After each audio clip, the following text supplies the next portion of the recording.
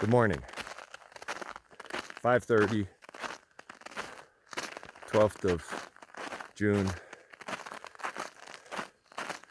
Happy birthday, Shasha.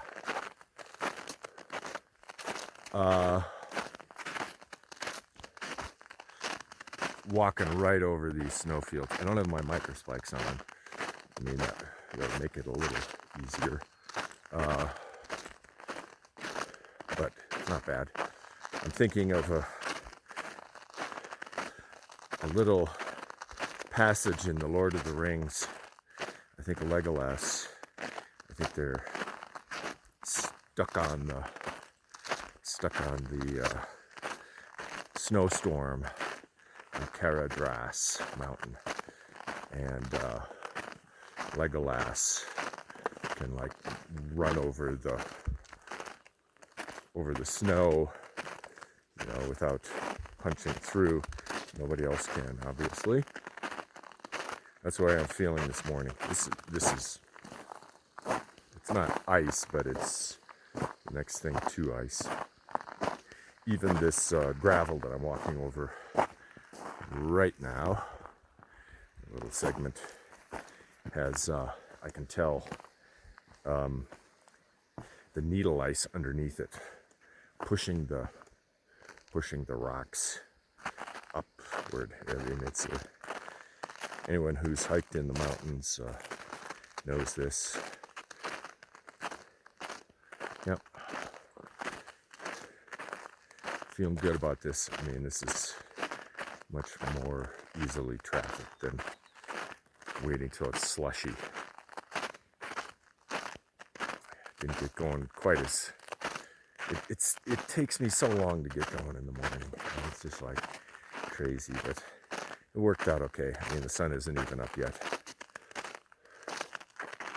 and I kind of wanted to wait until it was light enough to see without a headlamp, going over these sun cups here in the snow. Okay, gotta check to make sure I'm on the trail, because while I'm following footprints, that's no guarantee of anything out here. Other than you're gonna end up where somebody else ended up. I am on the trail. This is just a snow chute, very steep here, and it looks like one or very few people have actually traversed this snow chute. You can actually see the trail here. Let me see if I can point it out. Right there, right there, right there. Goes around that rock. Goes up that way. But very steep. I don't know how everybody else who came in the weeks leading up to this traversed this section. Obviously, most of them were not right here. They were further up or further down. Yeah, and probably they had snow in all, this section here, so they would not have even been able to take advantage of the trail. Wow. Still gnarly here in the middle part of June, just due to the snow. Yeah, kind of a gnarly traverse, but I think there's a little pillar there. I think I've gotten the worst of it. Wow, there's like another pillar. Oh, excuse me. Oh, like 3 little pillars in a row. Huh. Okay. I just saw some fresh animal tracks. I wasn't sure what that was. Maybe a coyote. So these are microspike tracks. And this over here has to be the footprints of Grizz with his Lone Peaks. So and these are from today. This is not yesterday's tracks. I must have caught up at least today with where Grizz and Pockets are. Pockets must be wearing the microspikes. Could be one of the others who were past me that very first day. But I'd say those are Grizz's Lone Peaks. Okay, moving on through the snow with my own ultras. They're not Lone Peaks, but oop. Oh, there's the first post hole of the day. This is an east-facing slope, getting the morning sun. And these are bear prints. The claw marks and the pads. Yep. Not today. This was a yesterday track. Okay, moving on, trying to make use of every minute where the snow is hard. Yep. Okay. Blue Lake, aptly named. This is where I was hoping to get last night. Took me an additional 3 hours today and about 45 minutes and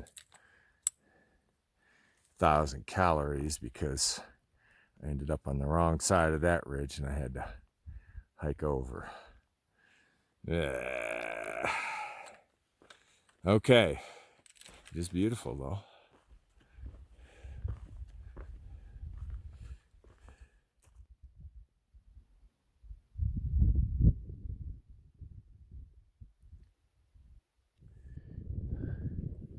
Okay, here's where I'm going. Maybe you can make it out, sort of like right in there. There's footprints going up. I've been climbing up.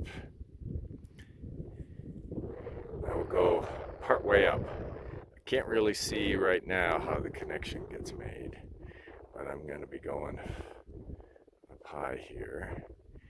And then this is the middle fork of the Conejos River. And I skirt around the headwaters of that, go up sort of the side of the mountain. And I think right about there I slip through over a little very minor pass. And you can see sort of the peak beyond that. I think what happens then is the trail does another zigzag there around the headwaters of the North Fork of the Conejos River, and then just to the right of where that peak in the distance is, I'm going to be continuing on further north to the Adams Fork of the Conejos River, which I have to ideally reach before it gets dark, and yeah, the snow is slushy because it's going to be a big long glissade down from there because it's too difficult to walk down the trail going down into the Adams Fork. And normally the trail stays up high, but I think you get like cliffed out at this time of year.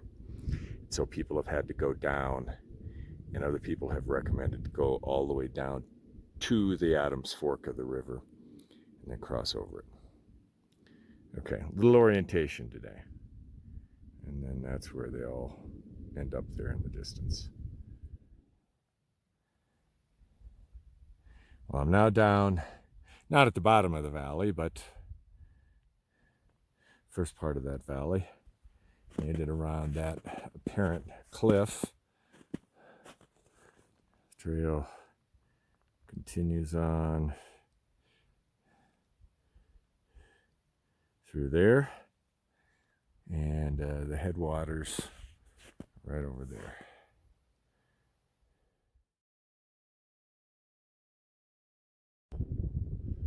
That's where we came, right over there, down that little thing there, down across. And it kind of zigzags down and then right across here. Look at that.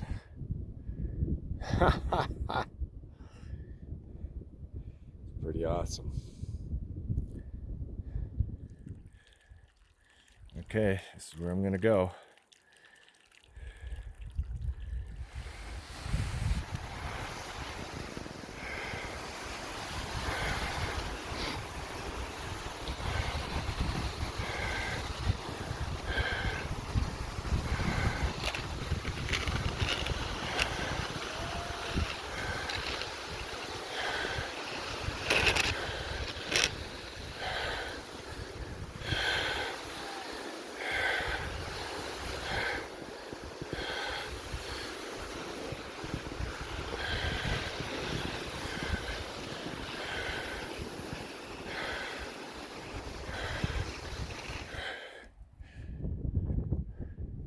So those two glissades, you can actually see the track here. Let me see if I can.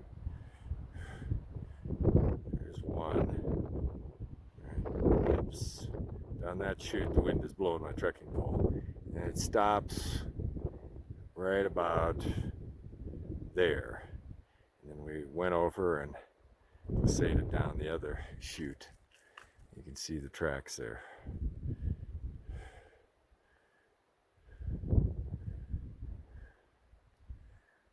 It was fun.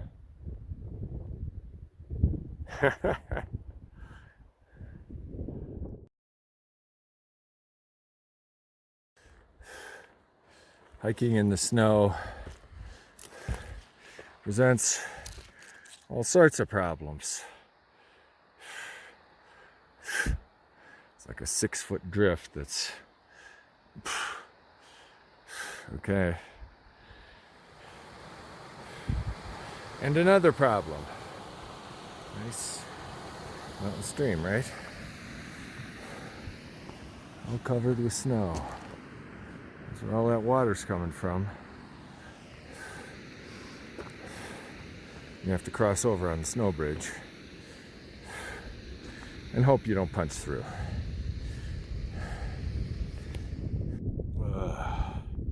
Coming over this saddle here.